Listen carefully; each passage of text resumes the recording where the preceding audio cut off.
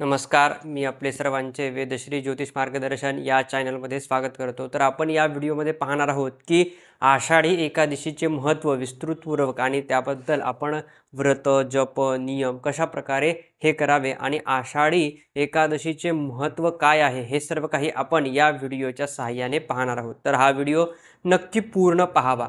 तर आषाढी एकादशीचे महत्त्व हे अनन्य आहे किंवा हे आषाढी एकादशीचे महत्त्व अत्यंत महत्त्वाचे आहे।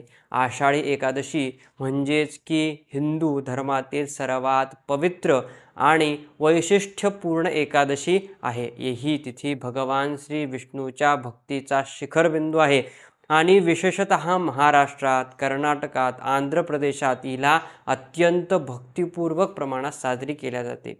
ही आषाढी एकादशी येणारी आषाढी एकादशी ही अत्यंत महत्त्वाची आहे आणि या आषाढी एकादशीला नक्कीच आपण ही सुद्धा भक्तिभावाने साजरी करणार आहोत। आषाढी एकादशी ही शुक्ल पक्षातील एकादशी असून याला देवशयनी एकादशी किंवा महा एकादशी असे म्हटले जाते। याच दिवशी भगवान श्री विष्णू क्षीर सागरास 4 महिन्याच्या झोपेस जातात। यालाच चातुर्मास असे म्हणतात। त्यामुळे ही एकादशी धर्म, व्रत, तप, साधना आणि भक्तीसाठी अत्यंत शुभकारी मानली आहे किंवा याला मानत असतो।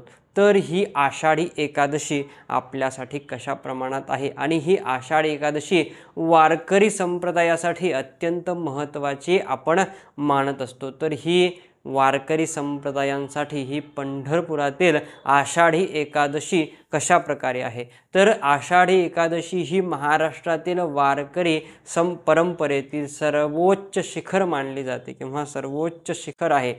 ही संत ज्ञानेश्वर महाराज, संत तुकाराम महाराज यांची पालखी वारी पुण्याहून निघून पंढरपूर येथे पोहोचते। ही आषाढी एकादशीला पोहोचत असते। लाखो वारकरी आपल्या पायाची वेदना घेऊन, वेदना विसरून अभंग गात, टाळ मृदुंग वाजवत विठोबाच्या दर्शनासाठी पंढरपुराला जातात किंवा पंढरपूरमध्ये येतात। त्यामुळे सामाजिक, आध्यात्मिक व सांस्कृतिक एकात्मतेचे दर्शन आपल्याला घडते। आषाढी एकादशीचे व्रत, उपवास केल्याने काय लाभ होतो किंवा काय आपल्याला फायदे होतात, तर आषाढी एकादशीला उपवास केल्याने पापाचा नाश होतो आणि पुण्याची प्राप्ती होते।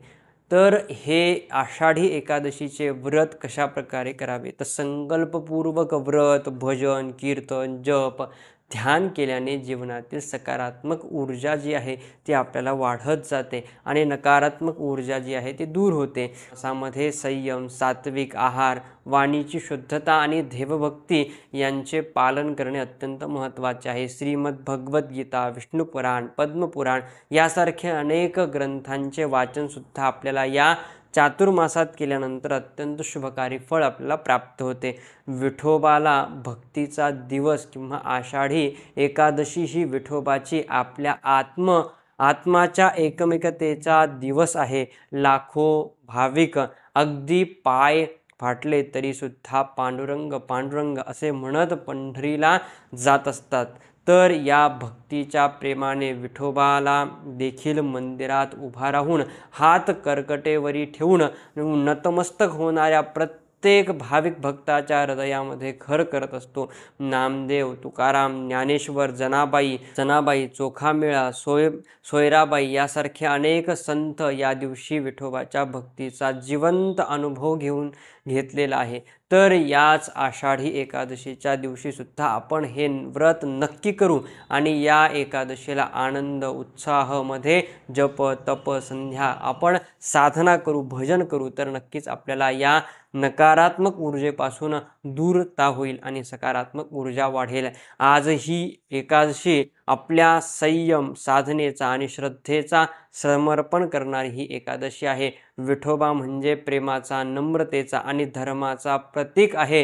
कारण हा दिवस आपल्याला अंतर्मनातील डोकावण्याचा संधी देत असतो। तो आपल्याला आठवण करून देतो की जे जीवन केवळ भौतिक गोष्टीवर आधारित नसून ते भावनांच्या, भक्तींच्या मुलाच्या अधिष्ठानावर उभे आहे। आषाढी एकादशी म्हणजे भक्तीचा सण, एक नाळ किंवा एक विठोबा जो आहे तो आपल्याला दर्शवत असतो, किंवा हे जे आषाढी एकादशीचे व्रत आहे ते पुण्यकारक व्रत आहे, ते नक्कीच आपण सुद्धा करावे.